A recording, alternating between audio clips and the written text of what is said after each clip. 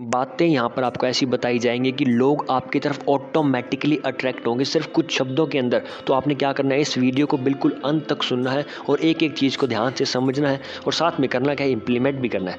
तो नमस्कार दोस्तों, आप सभी का स्वागत है हमारे इस छोटे से यूट्यूब चैनल पे। आज हम रीड करेंगे, एक बुक है बहुत ही शानदार जिसका नाम है लोक व्यवहार, उसका चैप्टर नंबर 5। तो आपने बिल्कुल मन के साथ इस चीज़ को समझना है। चैप्टर का नाम है गर्मजोशी से स्वागत करें और सच्ची दिलचस्पी जगाएं। यानी नाम में ही, हेडिंग में ही इतना कुछ इन्होंने बता दिया कि आगे पढ़ेंगे तो लिटरली बहुत मज़ा आएगा। चलिए स्टार्ट करते हैं, आप और मैं मिलकर इस चीज़ को समझते हैं। Let's start.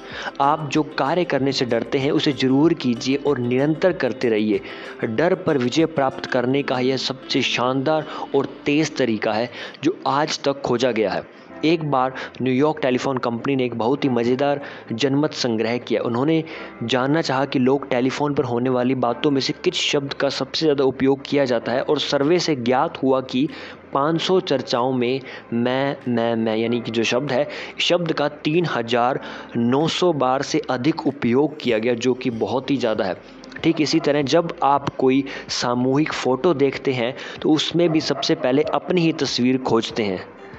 यदि हम लोगों को सिर्फ अपनी ओर आकर्षित करने तथा खुद में उनकी दिलचस्पी जगाने का प्रयास करेंगे तो कभी भी सच्चे दोस्त नहीं बना पाएंगे। सच्चे दोस्त ऐसे नहीं बनते। अगली बात, ऑस्ट्रेलिया के प्रसिद्ध मनोवैज्ञानिक ने अपनी पुस्तक what life should mean to you में लिखा है, जिस आदमी को दूसरे लोगों में दिलचस्पी नहीं होती उसका जीवन सदैव कठिनाइयों से घिरा रहता है, वहीं दूसरों को भी सबसे अधिक नुकसान पहुंचाता है, और इस तरह के आदमी ही सबसे अधिक नाकामयाब भी होते हैं। मैं दोबारा कहना चाहूँगा, आप मनोविज्ञान पर चाहे ढेरों पुस्तकें पढ़ लें, फिर भी आपको अपने काम का वक्तव्य तो सिर्फ एल्डर के शब्दों में ही मिलेगा। जिस आदमी की दूसरे लोगों में दिलचस्पी नहीं होती उसे जीवन में सबसे ज़्यादा कठिनाइयों का सामना करना पड़ता है और वह दूसरों को सबसे ज़्यादा नुकसान पहुंचाता है। इस तरह के आदमी ही सबसे ज़्यादा नाकामयाब देखे गए हैं। लोगों के दिलों पर शासन कैसे किया जाए, इसे सीखने के लिए ज़रूरी नहीं है कि आप यह पुस्तक पढ़ें, अलबत्ता आप अब उसकी तकनीक क्यों नहीं सीख लेते जो संसार में सहज ही सबको अपना दोस्त बना देती है। आखिर कौन सी वो तकनीक है? संभवतः वह कल ही आपको सड़क पर दिख जाए, आपसे कुछ ही दूरी पर ही अपनी मूंछ हिलाते हुए। अगर आपने उसे जरा सा पुचकार दिया तो वह आपसे लिपट जाएगा और अपने प्यार का इजहार भी करने लगेगा। संभवतः आप नहीं जानते कि उसके इस प्यार में कोई स्वार्थ, कोई छल कपट नहीं है। वह आपको अपना खरीदार भी नहीं बनाना चाहता, वह आपसे पैसा भी नहीं चाहता, वह आपसे शादी भी नहीं करना चाहता। परंतु क्या कभी आपने इस बात पर ध्यान दिया है कि कुत्ता ही एकमात्र ऐसा प्राणी है जिसे जीवित रहने के लिए कोई अन्य काम भी नहीं करना पड़ता? वह तो बस प्रेम देता है, प्रेम के अलावा कुछ भी नहीं। मुर्गी को तो अंडे देने पड़ते हैं, गाय भैंस को दूध देना पड़ता है और चिड़ियों को भी गाना पड़ता है, चहचहाना पड़ता है, और वह भी हमारी खुशी के लिए। एक बार मेरे पापा मेरे लिए 5 सेंट में पीले बालों वाला एक नन्हा सा पिल्ला लेकर आए। उन दिनों मैं 5 साल का था। वह पिल्ला ही मेरे सुख और दुख का साथी था। संध्या के समय 5 बजे के लगभग वह रोज बरामदे में बैठकर अपनी मोहक आंखों से सड़क पर ही देखता रहता था, और जैसे ही मेरी आवाज़ सुनता था तेजी से दौड़कर मेरे पास आता और प्रेम से मेरा स्वागत करते हुए मुझसे जोर से लिपट जाता। मेरा टिपी, यानी उसका नाम टिपी था, 5 वर्षों तक मेरा सबसे करीबी सच्चा दोस्त बना रहा। फिर एक रात को अचानक ही मुझसे 10 कदमों की दूरी पर बिजली गिर जाने से मर गया। मैं तो जैसे सन्न ही रह गया। टिपी की मौत मेरे बचपन की सबसे दुखद याद थी। टिपी ने कभी भी मनोविज्ञान की कोई पुस्तक नहीं पढ़ी थी, उससे इसकी कोई ज़रूरत ही नहीं थी। टिप्पी ने ही क्या, मैं समझता हूँ कि हर कुत्ते में ऐसी कोई दैवीय शक्ति होती है जिससे वह जानता है कि कैसे दूसरों में दिलचस्पी लेकर 2 पल में ही किसी के दिल में जगह बनाई जा सकती है। लेकिन यह आदमी के बस की बात नहीं, उसे तो किसी को अपना बनाने में वर्षों लग जाते हैं। लेकिन यह संसार ऐसे लोगों से भरा पड़ा है जो इसी बात के प्रयास में लगे रहते हैं कि सारे लोग उनमें दिलचस्पी दिखाएं। इसी कारण कारण वे निरंतर गलतियां करते हैं और अपने इस प्रयास में नाकामयाब होते चले जाते हैं। लोगों की ना आप में कोई दिलचस्पी है ना मुझ में, उनकी सारी दिलचस्पी खुद में ही है। सुबह, दोपहर, शाम, रात, 24 घंटे। एक बार न्यूयॉर्क विश्वविद्यालय से मैंने लघु कथा यानी लेखन का एक पाठ्यक्रम किया था। उसी पाठ्यक्रम में एक प्रसिद्ध पत्रिका के संपादक ने हमें बताया कि वह अपनी मेज़ पर पड़ी ढेरों कहानियों में से किसी भी कहानी को जब पढ़ते हैं तो कुछ पंक्ति पढ़ने के बाद ही अनुमान लगा लेते हैं कि उस कहानी का लेखक लोगों को पसंद करता है या नहीं। यदि लेखक लोगों को पसंद नहीं करता तो लोग भी उसकी कहानी को पसंद नहीं करेंगे। याद रखिए, यदि आपको सफल कहानीकार बनना है यानी का जो स्टोरी टेलर होता है, तो आपको दूसरे लोगों में दिलचस्पी लेनी ही होगी। यदि यह बात एक कहानीकार के बारे में सही है तो यही बात लोगों से आमने सामने बातें करने में भी सही साबित होती है। हावर्ड थॉर्स्टन एक विश्वविद्यालय जादूगर थे जिन्होंने 40 से ज़्यादा वर्षों तक दुनिया के कोने कोने में जाकर अपना जादुई खेल दिखाया था तथा दर्शकों को रोमांचित कर दिया था। 6 करोड़ लोग उनके शो के टिकट खरीद चुके थे और उन्हें लगभग $20 लाख का फ़ायदा हुआ था। इतना सब कुछ उन्होंने विश्वविद्यालय में जाकर नहीं सीखा था, क्योंकि वह तो बचपन में ही घर छोड़कर भाग आए थे। वह मालगाड़ियों में चुपके चुपके सवारी किया करते थे और घर घर जाकर भीख मांगकर अपना पेट भरते थे। भूसे के ढेर पर सोते थे तथा रेल की पटरियों के आसपास सड़कों पर लगे पोस्टरों को देखकर उन्होंने पढ़ना सीखा था। कितनी स्ट्रगल वाली लाइफ आप देख सकते हो, देखो। और एक ये इंसान इतनी स्ट्रगल से गुजरने के बाद कितना बड़ा जादूगर बनता है। This is a big thing. ये होते हैं सपने। ब्रॉडवे में जब हावर्ड थॉर्स्टन यानी कि जो जादूगर हैं अपना अंतिम शो करने वाले थे, उस शाम मैं उनके साथ ही ड्रेसिंग रूम में मौजूद था। मैं बहुत उत्साहित था कि उन्होंने यह सब आखिर कैसे सीख लिया। इसीलिए मैंने श्रीमान थॉर्स्टन से उनकी कामयाबी का रहस्य जानना चाहा। क्या उन्हें सिर्फ जादू का ही ज्ञान था? नहीं, बिल्कुल भी नहीं। जादू पर तो उन्होंने अनेक पुस्तकें लिखी जा चुकी है और कितने ही अन्य जादूगर उनके जैसा ही जादू जानते हैं, लेकिन उनके पास 2 ऐसे अमूल्य चीज़ें थी जो दूसरों के पास नहीं थी। वे अपने व्यक्तित्व से यानी पर्सनैलिटी से, अपने किरदार से सबको मोहित कर सकते थे। मतलब वे एक सफल और कुशल शोमैन थे जो अपने आप को प्रकट कर सकते थे अच्छे तरीके से। उन्हें मानव प्रकृति का पूरा अनुभव था कि ह्यूमन नेचर कैसा होता है। वे अपनी हर भंगिमा, हर कार्य, अपनी आवाज़ की हर तरंग, अपनी आंखें उठाने या झपकाने की हर हरकत की पहले से ही पूरी तैयारी करके मंच पर उतरते थे। दूसरी सबसे महत्वपूर्ण बात थी, उनकी दूसरों में असली दिलचस्पी थी। वह दिखावा पसंद नहीं करते थे, बिल्कुल भी नहीं।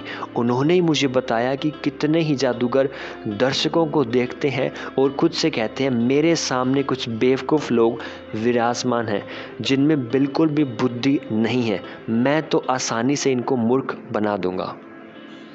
लेकिन थॉर्स्टन का तरीका सबसे अलग था। वह हर बार रंगमंच पर जाने से पहले खुद से कहते थे, मैं बहुत दिल से आभार प्रकट करता हूँ कि ये लोग मुझे देखने आए हैं। कितनी पॉजिटिव फीलिंग है।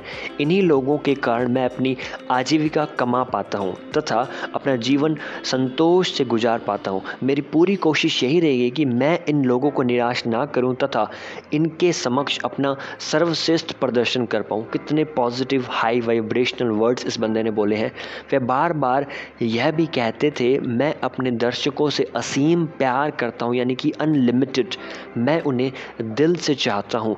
हो सकता है कि कुछ लोगों को यह बात मेरी बकवास लगे, लेकिन मैंने अपनी ओर से एक भी शब्द नहीं जोड़ा है। मैं तो बस आपको संसार के सबसे लोकप्रिय जादूगरों में से एक की कामयाबी का राज बता रहा हूँ। यानी कि वो लोगों से प्यार करते थे रियली में, कोई बकवास नहीं करते थे। यानी उनकी इंटेंशन इतनी प्योर थी, दूसरे लोगों में पूरा इंटरेस्ट वो लेते थे, तो लोग उनमें भी इंटरेस्ट लेने लग गए और वो इतने बड़े जादूगर बन भी गए। चलिए थोड़ा सा आगे बढ़ते हैं। अब ये कहते हैं न्यू जर्सी में चैटहम में बिक्री प्रतिनिधि, जो भी नाम है, साइकस उनका नाम है, मैं भी महत्वहीन दिखने वाले लोगों में दिलचस्पी दिखाने की यही प्रवृत्ति पाई जाती थी। इस बंदे की बात हो रही है यहाँ पर, ठीक है, जो कि प्रतिनिधि था, यानी सेल्स पर्सन जो भी होता है, जो चीज़ों को बताता है, एक्सप्लेन करता है। इस प्रवृत्ति का उन्हें फ़ायदा ही हुआ था। उन्होंने बताया, सालों पहले मैं जो भी एक क्षेत्र में जॉनसन एंड जॉनसन कंपनी के प्रतिनिधि के रूप में ग्राहकों से मिलने जाया करता था, ठीक है। हिंगमैन में दवा की एक दुकान में हमारा खाता था। उस दुकान में जाकर मैं पहले सोडा क्लर्क और फिर सेल्स क्लर्क से कुछ देर बात करता, बाद में उसके मालिक के पास जाकर आदेश लेता, ठीक है, जो भी ऑर्डर होता है। एक दिन उस दुकान का मालिक मुझसे कहने लगा, अब वह जॉनसन एंड जॉनसन का सामान नहीं खरीदना चाहता, क्योंकि वह अपनी गतिविधियों को तथा फूड एंड डिस्काउंट स्टोर्स पर केंद्रित कर रहे हैं, जिससे उसकी दवाई की दुकान जो है वो घाटे में जा रही है। उसकी बात सुनकर मैं बहुत निराश हो गया और कार में बैठा घंटों शहर के चक्कर लगाते हुए इसी बारे में सोचता रहा। आखिर मैंने सोचा कि ऐसे परेशान होने से तो कोई फ़ायदा नहीं होने वाला, क्यों ना एक बार फिर दुकानदार से मिलकर उसके सामने अपनी स्थिति स्पष्ट करूं। दुकान पर हर बार की तरह पहले सोडा क्लर्क, ठीक है, फिर सेल्स क्लर्क से हेलो किया और फिर मालिक से मिलने गया। ज्ञात नहीं ऐसा क्या हुआ कि वह मेरी ओर देखकर मुस्कुराया और फिर मेरा स्वागत करते हुए मुझे पहले से 2 गुना ऑर्डर दे दिया। मुझे बहुत आश्चर्य हुआ। मैंने इन सब का कारण पूछा। उसने बताया कि मेरे लौटने के बाद सोडा क्लर्क उसके पास गया था। उसने उसे बताया कि यह बहुत मिलनसार सेल्समैन हूँ, ठीक है, और उन्हें मेरे साथ बिजनेस ज़रूर करना चाहिए। उसे अपने उस कर्मचारी की बात अच्छी लगी, इसीलिए उसने इतना बड़ा ऑर्डर दे दिया। इस बात को मैं कभी भी नहीं भूल सकता। लोगों में सच्ची दिलचस्पी रखना एक सेल्समैन के लिए बहुत फ़ायदेमंद सिद्ध हो सकता है। वैसे यह हर जगह काम आने वाला सबसे महत्वपूर्ण सद्गुण है। बढ़ते हैं हमारे नेक्स्ट एग्जाम्पल्स की ओर। एक बहुत ही शानदार बात है जो आपको बताना चाहता हूँ मैं, कि इस बुक में मैक्सिमम आपको एग्जाम्पल्स मिलेंगे, यानी कि छोटी छोटी कहानियाँ हैं। तो कहानियाँ आप रिलेट कर सकते हो। सीखने का सबसे जो बेस्ट तरीका होता है वो होता है स्टोरी टेलिंग। स्टोरी से आप बहुत जल्दी सीख लेते हो, और जो स्टोरी सिखाना चाहती है, यानी कि जो लेसन होता है, पार्ट, वो आप इजीली उस चीज़ को दिमाग में याद रख सकते हो। तो बहुत ही अच्छी ऑथर है, मैं थैंक्स करना चाहता हूँ कि आप भी सुन रहे हो और ऑथर ने बहुत अच्छी बुक डिज़ाइन की। Thank you so much author साहब। चलिए आगे बढ़ते हैं। ये कहते हैं पेंसिल्वेनिया में नॉर्थ फॉरेन के जॉर्ज डाइक, एक पर्सन का नाम है, का प्रसंग भी बड़ा मनोहारी है, यानी कि मन को पसंद आने वाला। 30 वर्षों तक अपने सर्विस स्टेशन बिजनेस में काम करते रहने के पश्चात उन्हें विवशता से सेवा छोड़नी पड़ी, क्योंकि उनके स्टेशन की जगह के ऊपर नया हाईवे बनने वाला था। लेकिन सेवानिवृत्ति के बाद जल्द ही वह ऊब गए, यानी वहाँ से उनका दिमाग कहीं और चलने लगा। इसीलिए संगीत के अपने शौक़ में रम गए और संगीत विशेषज्ञों से चर्चा करने लगे। वे विनम्र थे और मैत्रीपूर्ण, यानी कि मिलनसार थे, लोगों से मिलते रहते थे, ऐसा स्वभाव के व्यक्ति थे, और मिलने वाले संगीतज्ञ की पृष्ठभूमि तथा उनकी रुचियों में बहुत दिलचस्पी लेते थे, यानी कि दूसरों में इंटरेस्ट उनका काफ़ी अच्छा था। वे खुद कोई अच्छे संगीतज्ञ नहीं थे, लेकिन उन्होंने अच्छे जो संगीतज्ञ से संबंध बना लिए, क्योंकि उनका इंटरेस्ट था लोगों से बात करने में और काफ़ी उनके बारे में जानने में, है ना। धीरे धीरे उन्होंने संगीत प्रतियोगिताओं में भाग लेना शुरू कर दिया, और जल्द ही अमेरिका के पूर्वी भाग के संगीत प्रेमी उन्हें अंकल जॉर्ज कहने, इसके नाम से पुकारने लगे और पहचानने लगे। अंकल जॉर्ज जब 70 से ऊपर के थे, अपनी ज़िंदगी के हर एक पल का भरपूर आनंद ले रहे थे, हर एक पल को जी रहे थे। दूसरों में दिलचस्पी लेने के कारण उन्होंने अपने बुजुर्ग जीवन के खालीपन को एक नए जीवन से भर लिया था। जबकि देखा जाए तो ज़्यादातर लोग इस उम्र को बोझ समझकर ढोते हुए समाप्त कर देते हैं। अगला एग्जाम्पल, बढ़ते हैं आगे। अमेरिकी राष्ट्रपति थियोडोर रूजवेल्ट की कामयाबी का भी यही नुस्खा है, ठीक है, नुस्खा था एक्चुअली। उनका नौकर भी उनसे बहुत प्यार करता था, ठीक है, यानी उनका नौकर भी उस बंदे से प्यार कर रहा है। कितनी बड़ी बात, आप इस चीज़ को समझिए ध्यान से। उनके अनेक, अगर मैं बात करूँ, उनके वैलेट जेम्स ई एमॉस ने उन पर एक पुस्तक लिखी थी जिसका शीर्षक था Theodore Roosevelt, hero to his valet. इसमें एक घटना का जिक्र है जिन्होंने ऑथर ने यहाँ पर डिस्कस किया है। एक बार मेरी श्रीमती जी राष्ट्रपति थियोडोर रूजवेल्ट से पूछ बैठी कि बॉब वाइट यानी बटेर कैसा होता है, क्योंकि उन्हें बॉब वाइट कभी नहीं देखा था उन्होंने। ठीक है, राष्ट्रपति ने विस्तार पूर्वक मेरी पत्नी को बॉब वाइट के बाबत बताया, यानी सारा कुछ उसके बारे में एक्सप्लेन किया। फिर कुछ समय बाद हमारे फ़ोन की घंटी बज गई। मेरा घर रूजवेल्ट के घर के निकट ही था। मेरी पत्नी ने फ़ोन उठाया जो राष्ट्रपति रूजवेल्ट का था। ठीक है, बहुत बड़ी बात। उन्होंने मेरी पत्नी को बताया कि उनकी खिड़की के बाहर बॉब वाइट है, वह खिड़की खोलकर उसे देख सकती है। यह छोटी छोटी बातें ही राष्ट्रपति रूजवेल्ट को औरों से अलग करती थी। वह जब भी हमारे घर के आसपास से गुजरते थे तो ओह एनी या ओह जेम्स जैसे शब्द सुनाई देते थे, चाहे उन्हें कोई दिखाई दे या नहीं। यह मैत्री स्वभाव ही था जिससे वह सबकी दृष्टि में महान थे। फिर कौन ऐसे कर्मचारी रहा होगा जो अपने ऐसे मालिक को नापसंद करेगा। इस तरह के लोग तो ढूंढने से भी कठिनाई से भी नहीं मिलते। एक बार राष्ट्रपति टैफ्ट अपनी पत्नी के साथ बाहर गए हुए थे, तभी निवर्तमान राष्ट्रपति रूजवेल्ट व्हाइट हाउस में आए। छोटे लोगों से चाहत का इससे सही उदाहरण नहीं मिलेगा कि उन्होंने सभी पुराने कर्मचारियों, यहाँ तक कि बर्तन साफ करने वाली नौकरानी को भी उनके नाम से पुकारा। फिर उनकी नज़र एलिस नामक महिला कुक पर पड़ी तो उन्होंने पूछा, तुम अब भी कॉर्न ब्रेड सॉरी। एलिस बोली, वह कभी कभी नौकरों के लिए ही कॉर्न ब्रेड बनाती है, बड़े लोग इसे खाना पसंद नहीं करते। रूजवेल्ट से सख्ती से कहा, संभवतः उन्हें अच्छे खाने की परख नहीं है। प्रेसिडेंट से मिलने पर वह उन्हें यह बात ज़रूर बताऊंगा। तभी एलिस कॉर्न ब्रेड ले आई। रूजवेल्ट ने दफ्तर में चक्कर लगाते हुए इसे बड़े चाव से खाया और लौटते समय मालियों तथा सेवकों का भी अभिवादन करना नहीं भूले। हर एक आदमी का अभिवादन उन्होंने उसी तरह किया जैसे वह पहले करते थे। व्हाइट हाउस में 40 वर्षों से प्रमुख स्वागतकर्ता रह चुके आइक हूवर ने सजल होकर बताया, पिछले 2-3 वर्षों में हमारे जीवन का यह सबसे अच्छा दिन था और हम में से कोई भी $100 के बदले में भी इसे बदलने के लिए तैयार नहीं होता। कई वर्षों से यह मेरी आदत में सम्मिलित हो गया है कि मैं अपने प्रियजन से जन्मदिन अवश्य याद रखता हूँ। प्रियजन के जो जन्मदिन, उनकी जो डेट होती है, यह कैसे होता है। वैसे ज्योतिष में मेरी ना तो दिलचस्पी है और ना ही भरोसा, लेकिन मैं मिलने वाले से पूछता हूँ कि क्या जन्मतिथि तथा आदमी के स्वभाव में कोई संबंध होता है। फिर मैं उनसे अपनी जन्मतिथि भी पूछ लेता हूँ। ठीक है, अगर उन्होंने कहा 20 नवंबर 2 दिन बार इसे दोहराता हूँ और जैसे ही वह दोस्त मेरी ओर पीठ करता है मैं उसकी जन्मतिथि और नाम डायरी में लिख लेता हूँ। फिर नए साल की शुरुआत में मैं उन्हें अपने कैलेंडर पर लिख लेता हूँ। जब भी किसी का जन्मदिन आता है तो चिट्ठी लिखकर या फिर टेलीग्राम करके उसे शुभकामनाएं भेज देता हूँ। इसका सामने वाले पर बहुत सकारात्मक प्रभाव पड़ता है। वह सोचता है कि कोई तो है जिसे मेरी स्मृति है, जिसे मेरी याद आती है। अब अगर हमें सच्चे दोस्त चाहिए, हम वास्तव में लोगों का दिल जीतने की इच्छा रखते हैं, तो हमें उनसे गर्मजोशी से मिलना चाहिए, पूरी गर्मजोशी से उनका स्वागत करना चाहिए। जब कोई आपसे फ़ोन पर बातें करे तो भी आपको उत्साह से ही काम लेना चाहिए।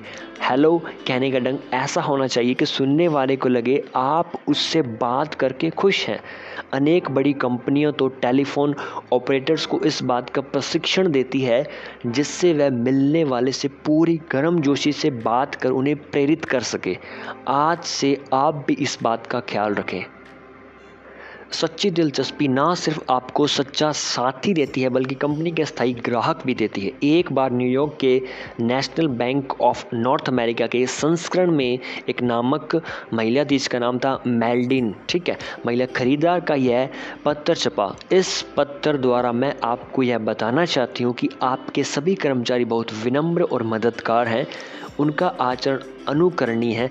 बड़ा अच्छा लगता है जब लंबी पंक्ति में प्रतीक्षा के पश्चात कैशियर मीठे स्वर में आपका अभिनंदन करती है। पिछले साल मेरी माँ 5 महीने तक हॉस्पिटल में भर्ती रही।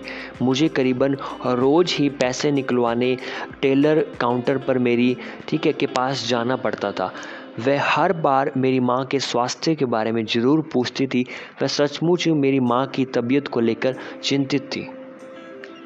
अब तो आप यकीन कर सकते हैं कि श्रीमती रॉसडेल यानी कि जो बंदी थी उस बैंक की स्थायी ग्राहक बनी रहेगी।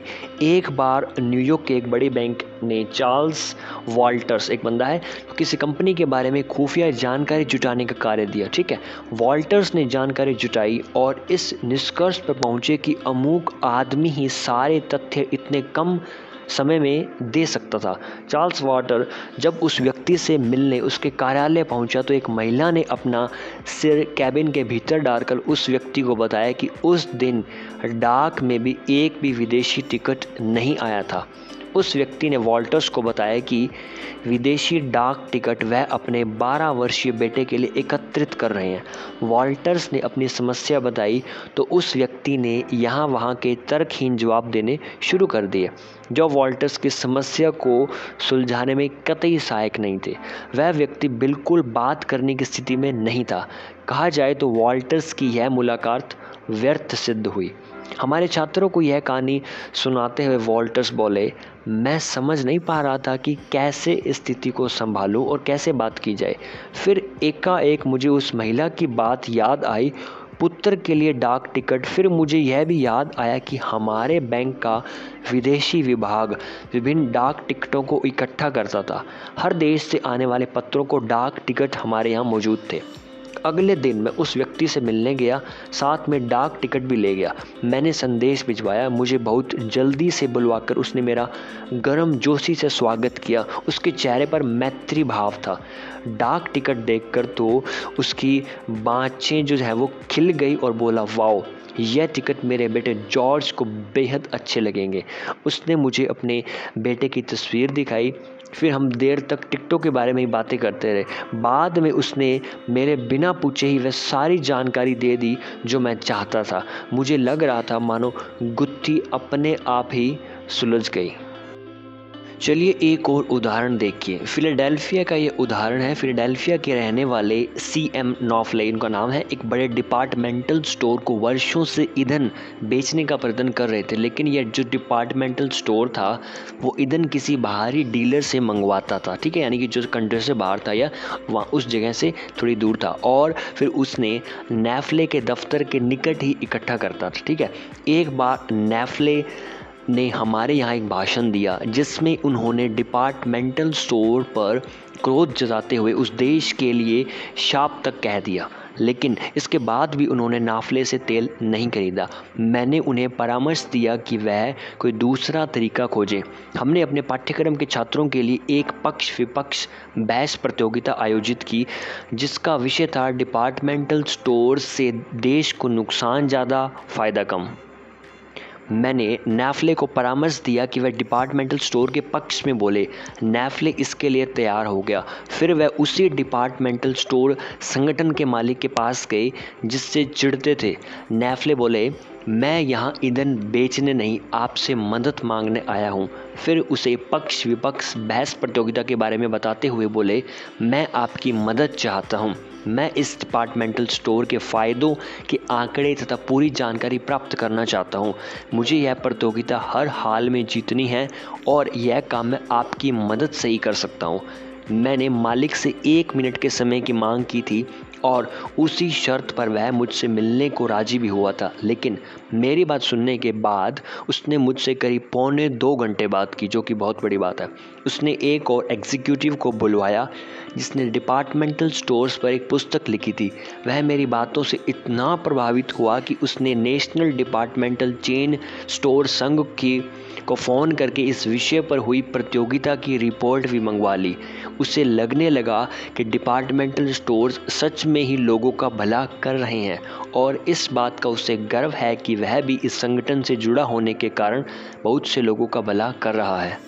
उसकी आंखों में दिव्य चमक थी तथा आत्मविश्वास से उसका चेहरा चमक रहा था। उसने मुझे कुछ ऐसी बातें बताई जिनकी मैंने कल्पना भी नहीं की थी। मेरी सोच उसने एकदम बदल दी थी। वह मुझे बाहर तक छोड़ने आया तथा प्रतियोगिता के लिए शुभकामनाएं दी। फिर उसने मुझसे कहा कि वह परिणाम के बारे में उसे आकर ज़रूर बताए। इसी बहाने उनकी एक बार फिर मुलाकात हो जाएगी। आखिर में उसने कहा, मैं चाहता हूँ कि आप फरवरी मार्च में मुझसे आकर मिलें। तब मैं आपको तेल खरीद का ऑर्डर दूंगा। मानो चमत्कार हो गया। मैं वर्षों से उसे ईंधन बेचने का प्रयास में लगा था, परंतु उसका कोई भी उत्तर नहीं मिल रहा था और अब यह खुद ही मुझसे ईंधन खरीदने की बात कर रहा था। यह चमत्कार 2 घंटे तक उसमें और उसकी समस्या में दिलचस्पी लेने के कारण हुआ। यानी कि हमने ऐसा करना है, सामने वाले की जो लाइफ में प्रॉब्लम्स हैं वही अपनी लाइफ की प्रॉब्लम समझ के उसे सॉल्व करना है और उसमें इंटरेस्ट लेना है, रियल इंटरेस्ट। तभी सामने वाला आप में इंटरेस्ट शो करेगा। लेकिन यदि मैं वर्षों तक यह प्रयास करता रहता कि वह मुझ में या मेरे सामान में दिलचस्पी ले, तो ऐसा कभी भी सफल नहीं हो पाता। सच कहा गया है, जब हम दूसरों में तथा उनकी समस्याओं में दिलचस्पी लेने लगते हैं तो वे लोग भी हम में और हमारी समस्याओं में दिलचस्पी लेने लगते हैं।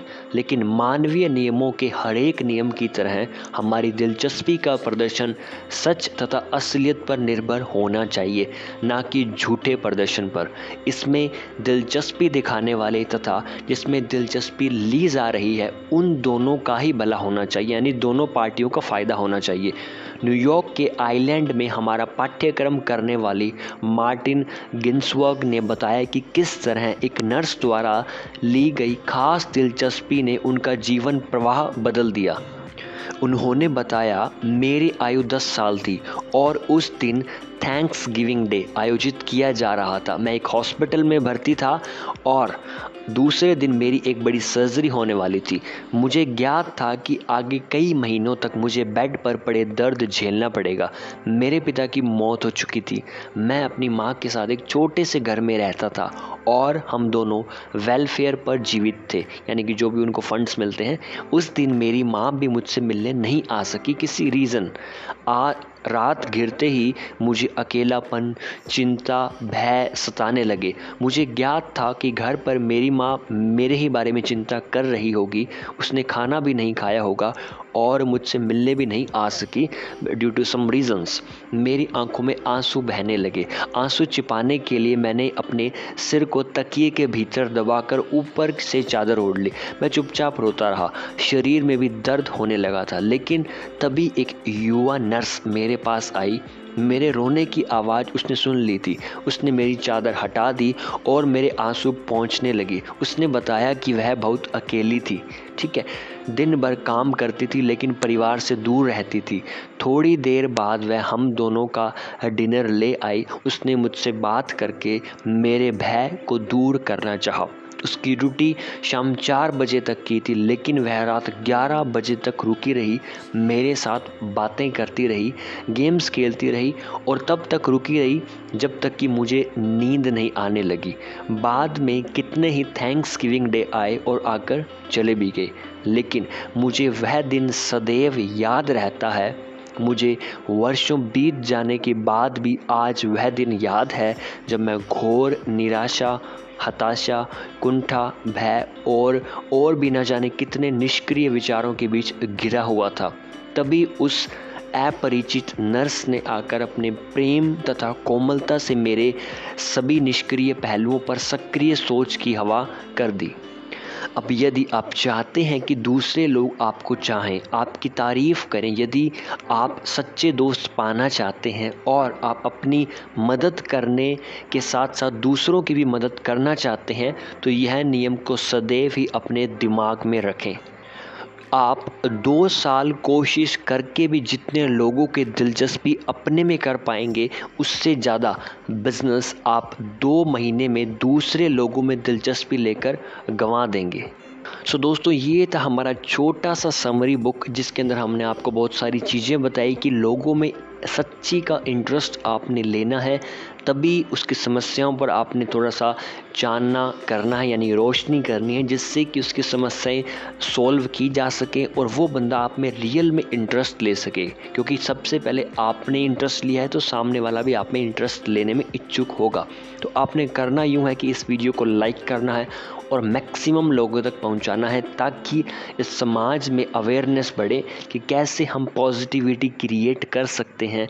और अगर आप में से कोई भी इंसान ये चाहता है कि इन चीज़ों को मैं प्रैक्टिकल लाइफ में इस्तेमाल करूं और मुझे एक प्लेटफॉर्म चाहिए, लोग चाहिए, एक सिस्टम चाहिए, तो आप बिल्कुल भी फिक्र ना करें, हमारे पास सारी चीज़ें अवेलेबल है।